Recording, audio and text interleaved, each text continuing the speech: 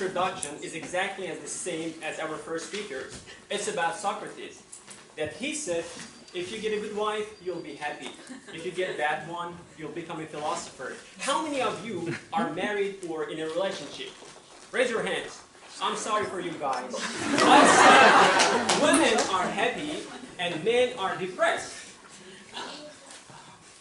I understand you, because I'm married too. This tragedy happened to me 2 years ago.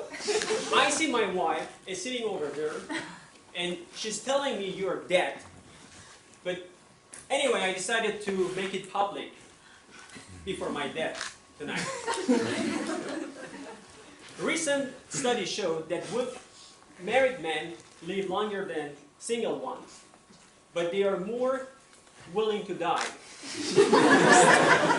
Fellow Toastmasters and friends, my story takes me back to my childhood when I asked my father a simple question: how much money do I need to get married?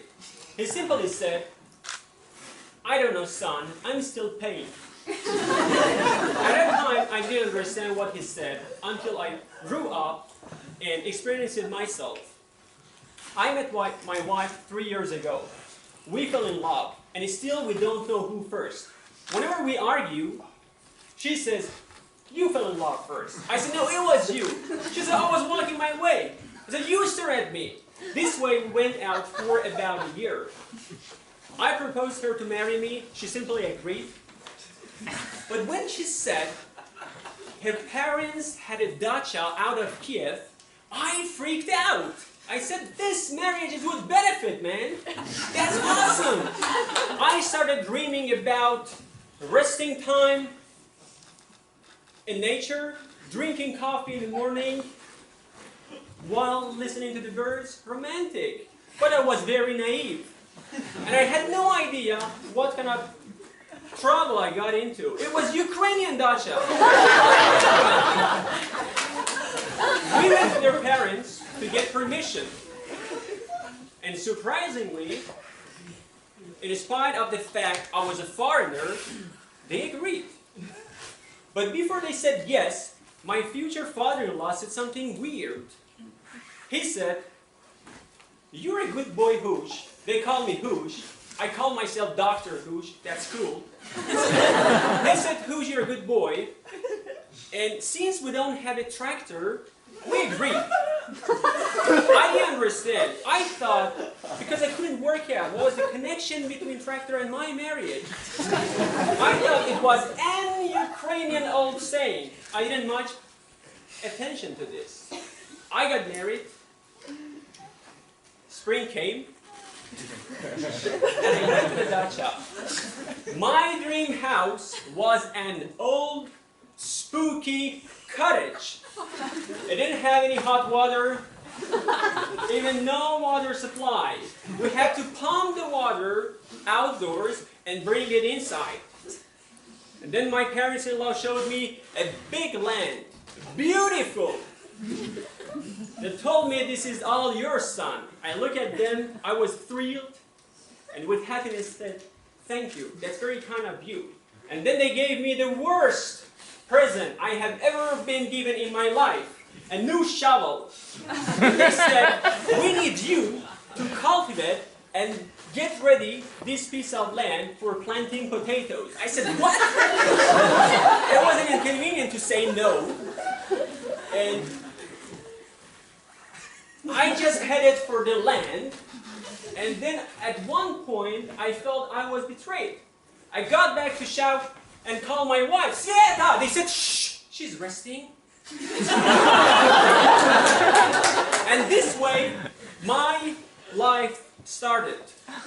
I had the opportunity to study new Ukrainian, Russian gardening terminologies, like Buryan, Sarniak, and I got acquainted with these two guys, Maiskyzhuk and Kapustyanka. Well, they show up.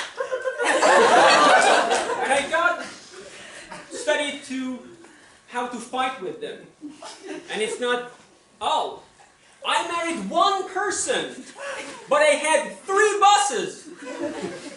I am working, wife comes. She tells me how to work properly. You need to make this hole deeper, wider. I say, okay, fine, because marriage is a relationship in which one person is always right, and the second one is usually the husband. And then the son. These holes are very close to each other. They need some distance. I say, okay, fine. And finally the big boss, my mother-in-law comes. She makes some comments on everybody's job. And then she looked at me. Хороший зять. Где его взять? And she picks on me and starts telling me, criticizing me what I should not.